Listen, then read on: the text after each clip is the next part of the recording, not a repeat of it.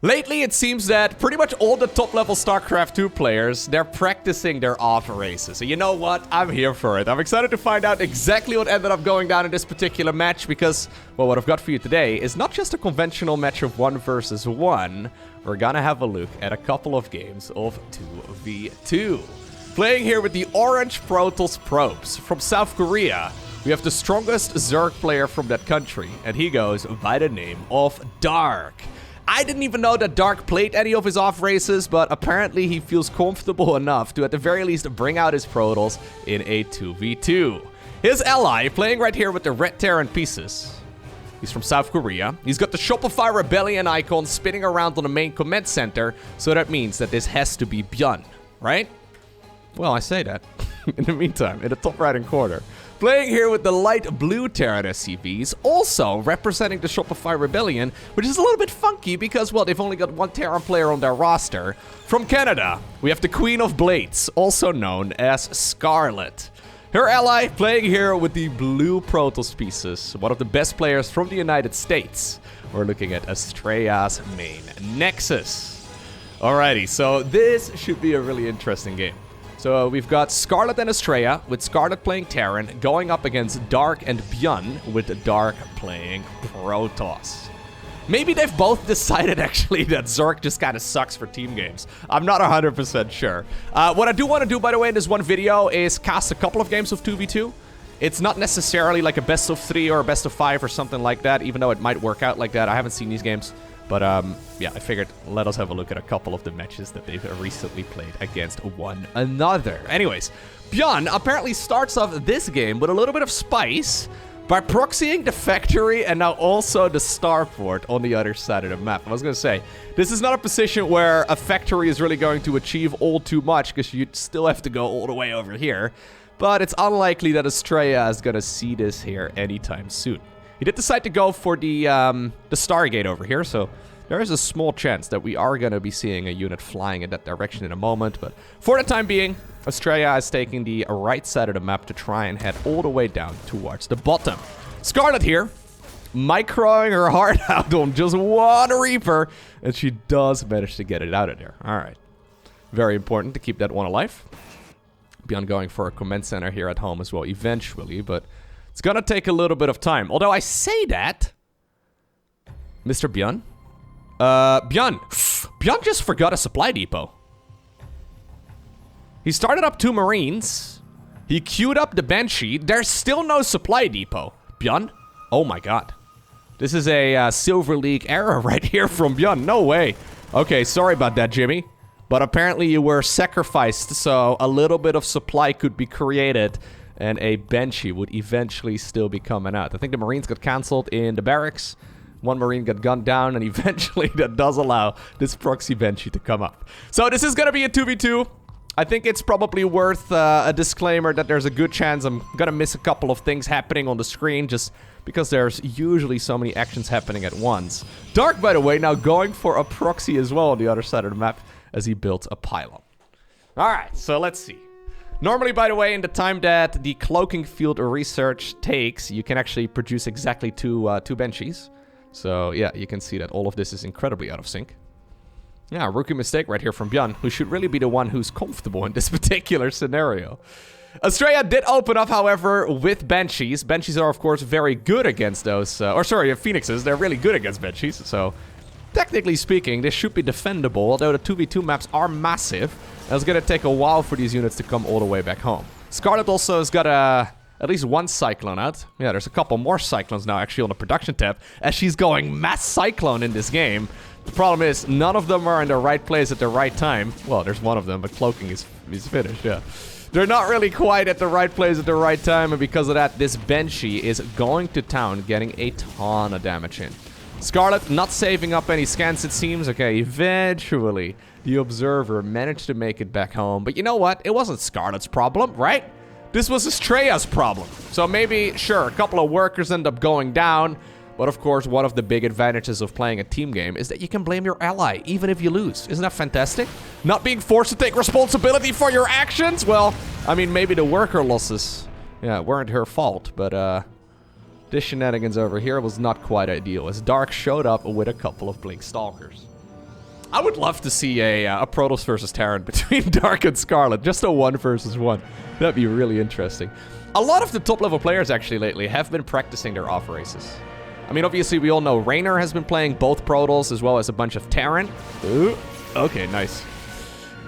They've been practicing, yeah, so he's been practicing his off races, but Cyril has mentioned he plays both Terran and Protoss right now, too. We know that Clem is really good with Protoss. We know that Maru is apparently one of the best Protoss players in the world. It's all very interesting.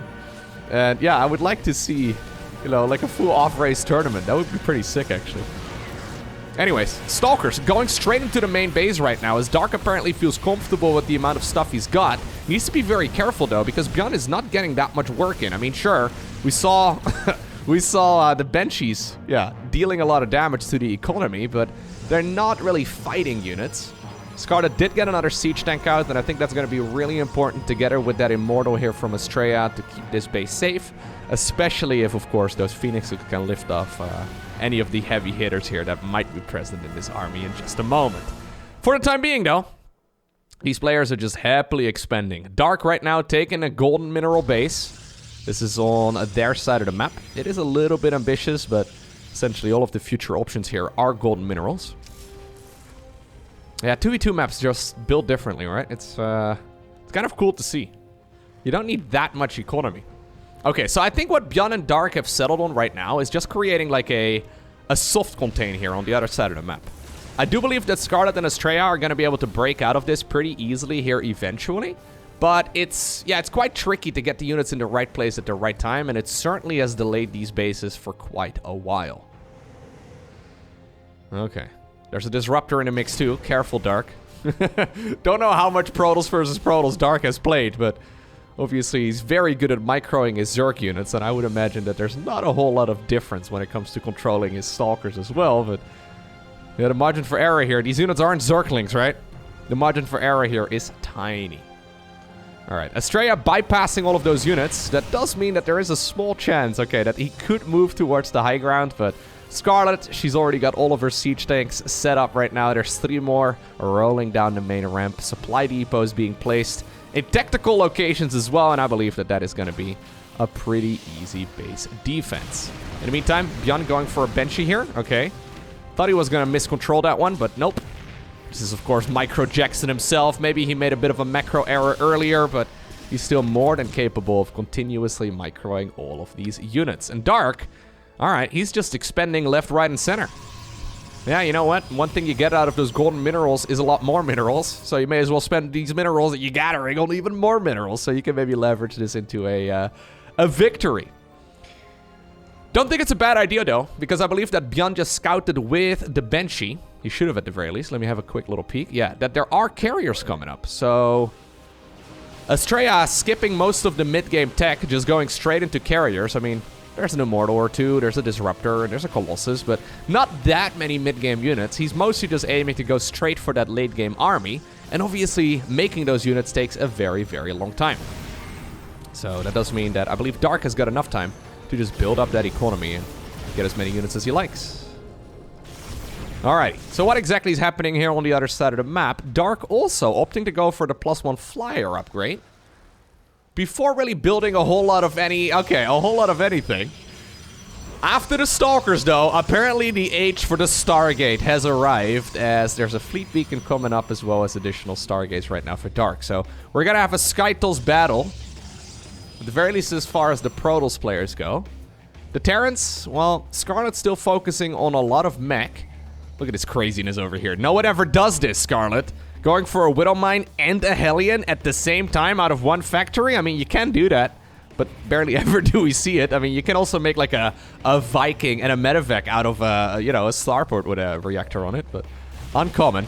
Anyways, Dark still harassing left, right, and center. Getting a good bit of work done, honestly, with these Stalkers. Yeah. This very slow army here of Astrea is going to catch up eventually, but it takes a long time. Anyways, how many Stargates do you want, Mr. Dark? Dark is going up to 7 Stargates. He just started chrono boosting out a bunch of upgrades here as well. Okay, now the scanner reveals the Skytools transition.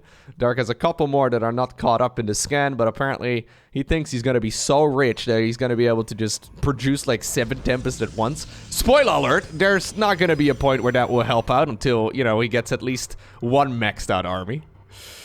Anyways, ByuN doing ByuN things, of course. The man's got Metavex. What do you want him to do, okay? You gotta bind his hands behind his back if you don't want him to go for Doom drops. He's always gonna pull something like this off, and once again, 4 Metavex, well, now 3 Metavex, fly into the main base on the other side of the map, and it's getting a lot of work done. This is something that ByuN pretty much always does. He consistently likes throwing away armies, but they pretty much always get value, right? And that's really what you're looking for. It's going to be difficult for those units to retreat, although they're going to try. Sorry, guys, you got a little bit of a touch-up! Ooh, maybe you shouldn't have gone for that touch-up, huh? Now the units here are at the, well, the base of this volcano. I don't really know exactly where this planet is built. Or where this base is built, but it's, yeah, the fields of death, I suppose. It's not a particularly pleasant location to be. Anyways, Dark's still going around harassing with a bunch of zealots, and the stalkers are going all over the screen. I think Dark is mostly just trying to be as obnoxious as possible. Trying to, yeah, get as much damage in, and, well, ByuN is doing the same thing right now.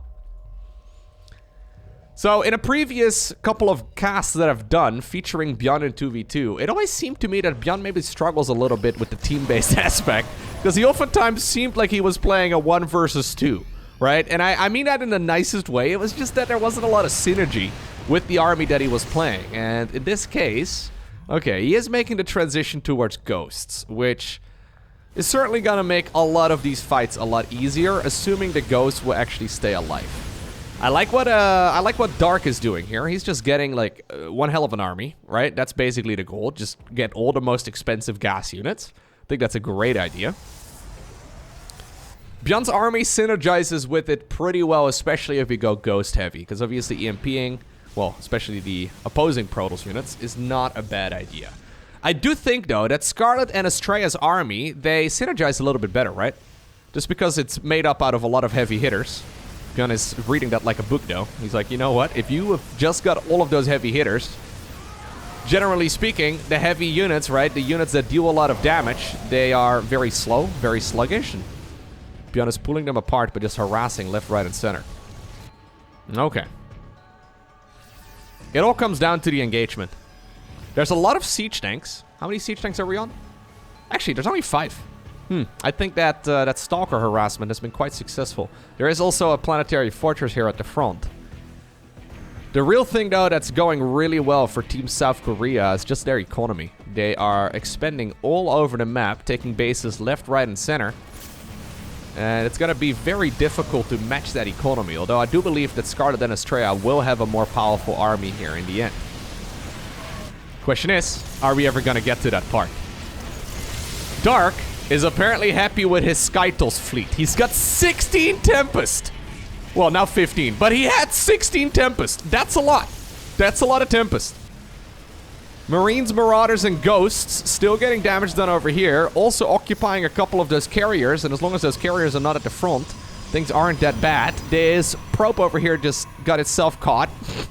It can't actually build any of the additional static defense that Dark had planned, but he wants to apparently heal up these units in the middle of the map. The Thors of Scarlet right now, putting in a lot of work. Two of them being produced at a time. But Scarlet and Astrea are kind of broke. Look at Dark's bank. He's got a ton of resources here. Good amount of income. He's just looking to, have an incredible economy while simultaneously also just having one hell of an army, right? Like, this is usually not an army that really dies particularly easily. Especially when Dark plays with Zerg, obviously, those units can be a little bit vulnerable, and it can be hard to take cost-efficient trade. But this is cost-efficient trades, rather. But this is an army that trades very efficiently, while simultaneously also... Can we get the mothership? No. While simultaneously also getting a ton of income. Very, very good situation right here for the Zerg player from South Korea. Dark doing another YOLO drop. Okay. So Dark's basically saying, yo, I'm gonna pull them at the front, and you pull them in the back. Right? That's the strat. Well, that sounds a little bit weird.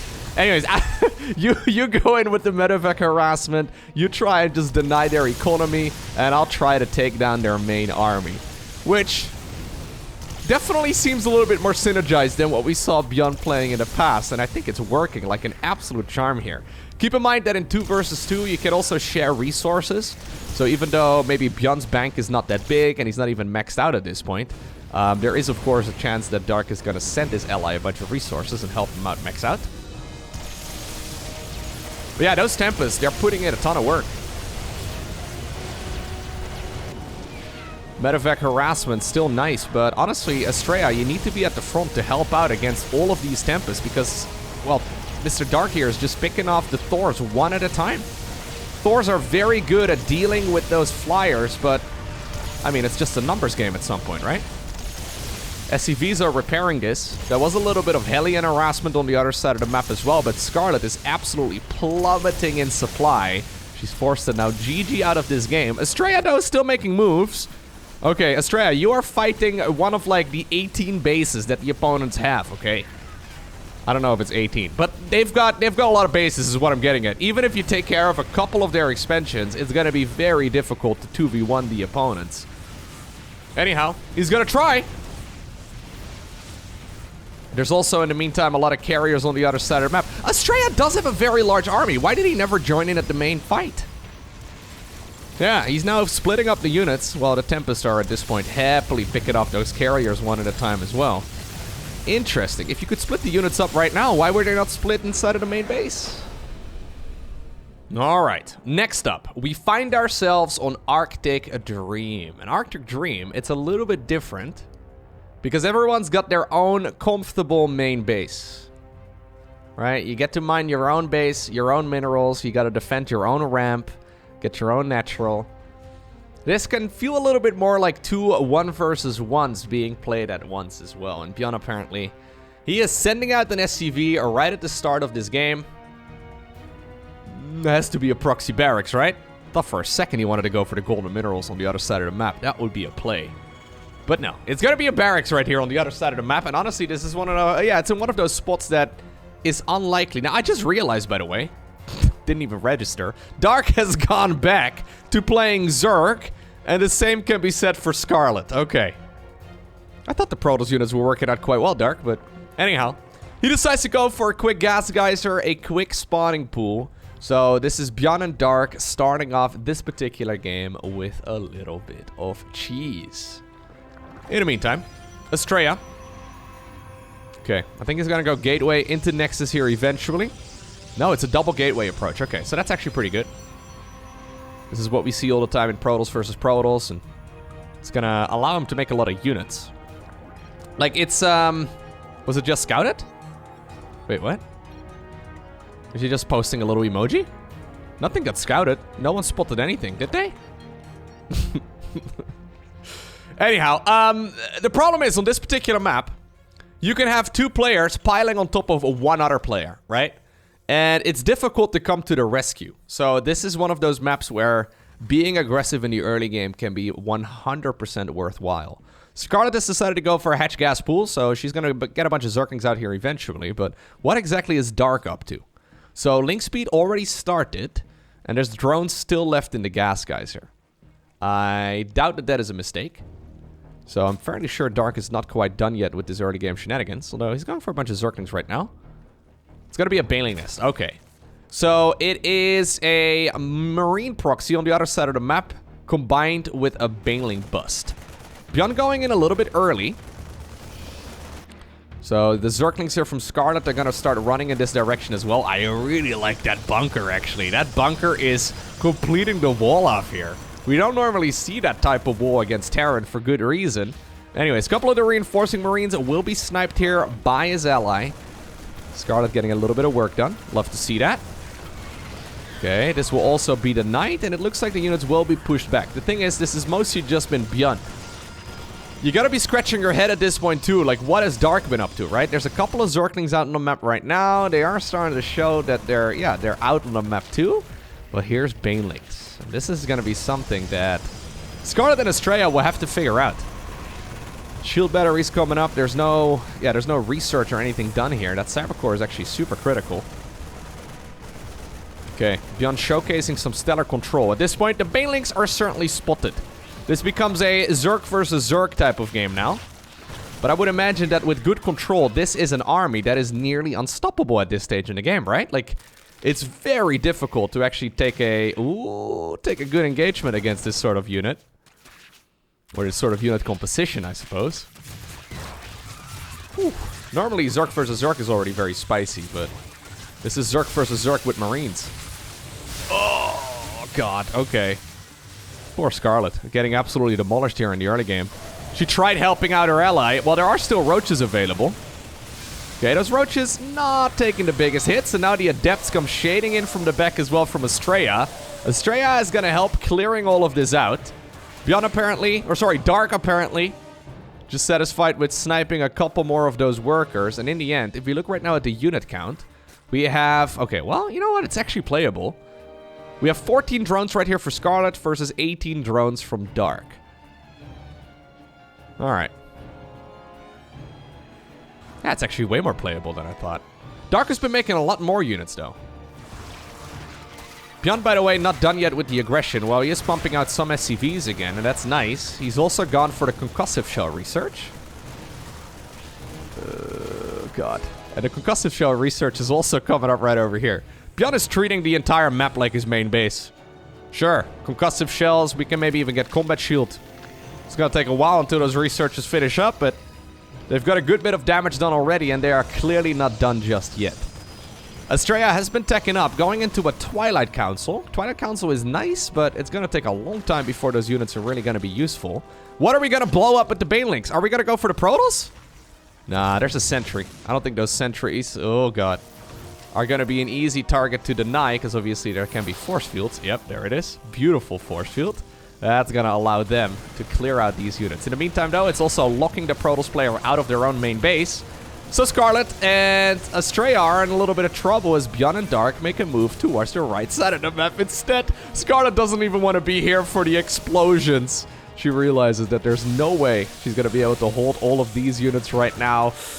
Oh, the Banelings soften up all of those drones until they're just one hit away from dying. And once again, we have Astrea staying in this game for a little bit longer. Living on a prayer, I suppose. Warping in a couple more units, but... yeah, he's got some units on the other side of the map. Look, I would love to see you winning a 2 versus 1 against Dark and ByuN, but no. just no. Alright, one more? Let's do one more. Oh my god, no, they've changed colors. No! Okay, this is gonna be terrible for, well, you and me. For the viewers and for the casters. This is not ideal. Okay, Dark and Scarlett are once again playing Zerg. Dark now playing with blue. And, oh my god. Alright. The amount of lobbies I've been in where someone from the tournament organization is like, @ProGamer, please switch to red, or whatever, right? Like, I've seen that so many times. It's pretty much always red versus blue for very good reason. Even though I don't think it matters all too much when we're doing a non-mirror matchup, right? Because, well, the Terran, Protoss, and Zerg units, they're all very, very different. It's still nice for legibility, right? But if it was up to the pro gamers, they would probably do every Protoss versus Protoss, pink versus purple instead, just to make it impossible to follow what's happening. You know what? The best part is that on their keyboards, they can hit Alt plus F, and when you hit Alt plus F in-game, it actually changes the colors to your... I don't know exactly how you set this up, but it's, I think, in the color section where you can have, like, an alternative color setting, and essentially it will change it to something that is far more legible. So if you're ever in a game of StarCraft 2 and you realize, wait a second, I can't read what's happening either on the minimap or in-game, just hit Alt plus F and it'll change. And that doesn't work in replays because I just pressed it 4 times. Anyways, Astrea going for a proxy pylon up north right here on heavy artillery. This is a map where we have 1 base in the back and then 2 bases in the front. A little bit of a spicy game, right? Because you never really know who's going to be taking the back base. Well, I guess in this particular case. It's ByuN who decided to take the minerals in the back. It makes sense because Zergs like to spread that creep forward, and having one of those forward bases definitely makes things easier. Although, I actually think if Dark plans to spread a bunch of creep and moving it forward, he should probably have taken this one instead. Because now if he pushes creep in that direction, he's going to be blocking any structures that ByuN wants to put around this area. Because I'm assuming at the very least ByuN is going to take those. Alright, anyways. We've got a proxy gateway, or no, sorry, a proxy Stargate up north. Astrea looking to get a little bit cheeky. He's going to be rushing out some oracles, if I'm not mistaken. What is Scarlett up to? Scarlett actually the one taking the back base on the other side of the map, which is kind of interesting. I guess it's first come, first serve or something. There's not a whole lot of strategic thinking about it. Yeah, first come, first serve. If you want it, you take it. You come last. Whoa, okay. Yeah, you lose. I feel like the general level of play in 2 versus 2 is a little bit lower than what we normally see in StarCraft 2, which is kind of funny. I notice the same thing too whenever I play any team games. I play like at least 1,000 MMR below where I usually play. That shaded, for example. The pylon instead of the Nexus. It's all suboptimal, right? It's not quite ideal. Anyhow, it's tricky, right? Like, as soon as you start communicating with your ally, for some reason, I can't focus on my build order. Even though I can autopilot it if nothing's happening, or I'm talking to, like, I don't know, for example, Twitch chat. As soon as I have to, like, listen to someone else and interpret what they're saying, everything goes out of the window and I have no idea what I'm doing anymore. Oh, God. Ugh. Yeah, no, this early game is going really poorly for Astrea. Losing another adept here at the front as well. Only getting a single worker. Well, I guess, did he get a single worker kill? Oh, no, he got 2 in total. Okay, anyways.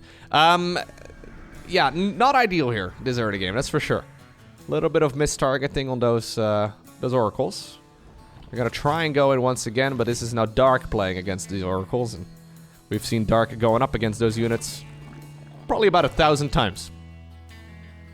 Like, there must be at least 1,000 games that have been played in tournaments where Dark is defending oracles. Literally. Oh god. One of them just popped. No missile turret over here yet. ByuN is chasing the unit. Alright. That looked a little bit better. That looked a little bit better for sure. Zerglings chasing Zerglings. That's Scarlett following around Dark's units. Right now it's a numbers game though, so... This is kind of what my cats do most of the day as well. First off, one of them is chasing the other, and then the other way around for absolutely no apparent reason. They prefer doing this at 3 in the morning. It's fantastic. Nothing quite like chasing your tail at 3 in the morning. Banelings are available though for Scarlett, and that's gonna make, yeah, for a pretty good unit against all of this, although Dark has got the same unit available right now as well. Scarlett is already teched up towards Solaire, and she's getting herself the Baneling speed research.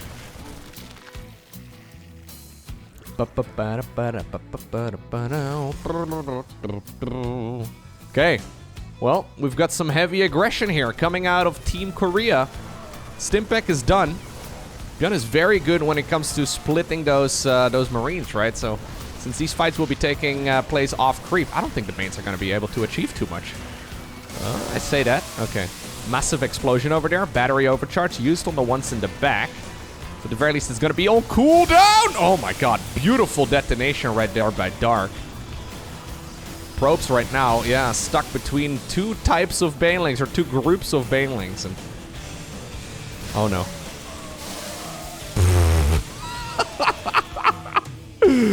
Oh no. If this was rank roulette and you made me guess the ranks of these players.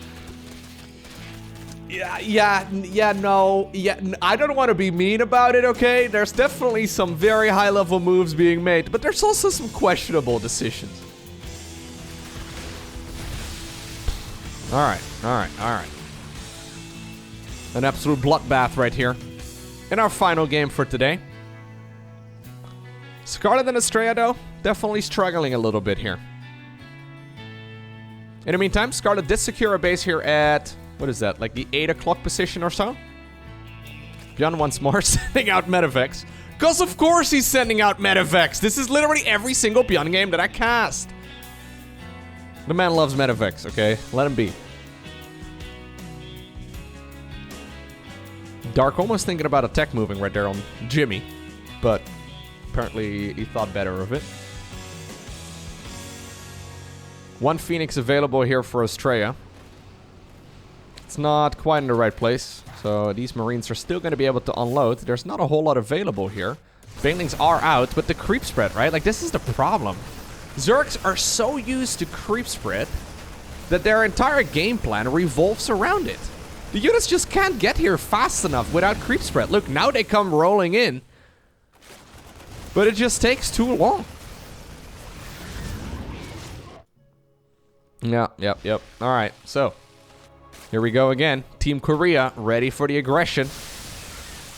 Widow Mines have been added into the mix as well, so if Scarlett decided to get a little bit cheeky, those Widow Mines are gonna, take care of those surrounds pretty easily. Okay. There is, however, a Colossus available right now for Astrea, and Colossi are gonna be fantastic. Would love to see another one on the production tab, however. We've only got one. It's because the Robo facility apparently was producing an Observer instead, but I think that, all these units are light, right? With the exception of the Banelings. So I think another Colossus would be fantastic, although I say that. Dark right now making a really good counter against the Colossus as he decides to go for a lot of roaches. So the end for the Lingbane is nigh. The age of the roach has arrived. Sniping one of the Banes on his way out as well. Cheeky little move.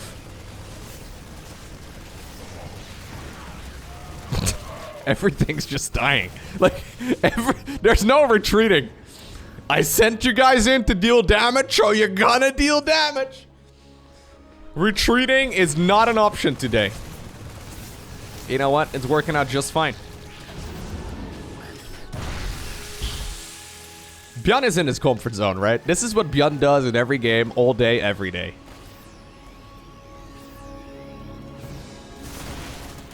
Yep, there you go. Sniping all those Banelings. No problemo. Where's that roach ball, by the way? Okay, the roaches are still just sitting out here. They have not been spotted yet, I don't think. So I don't think that Astrea and Scarlett, I don't think they are... Oh my god, Diva announcer. I don't think we are aware, or they are aware rather, that there is a very large roach ball. There's one immortal. That's it. There's one immortal that's meant to take care of all the marauders and then also the roaches. I've got a feeling that ByuN and Dark are going to pull the trigger here in just a moment. Alright. Here come the roaches. Banelings are gonna have to try and connect, I suppose, but with a little bit of splitting. Yeah, there you go.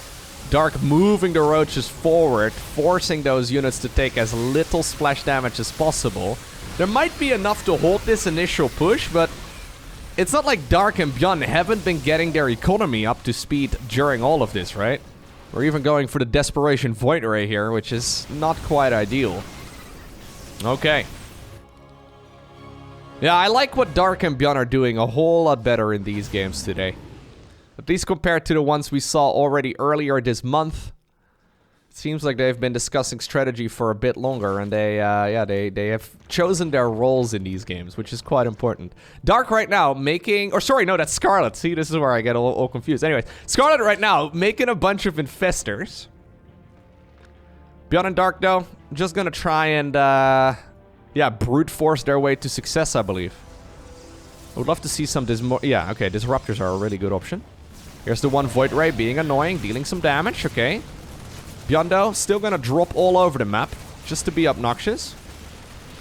And then at the same time, here comes the Roach Death Train.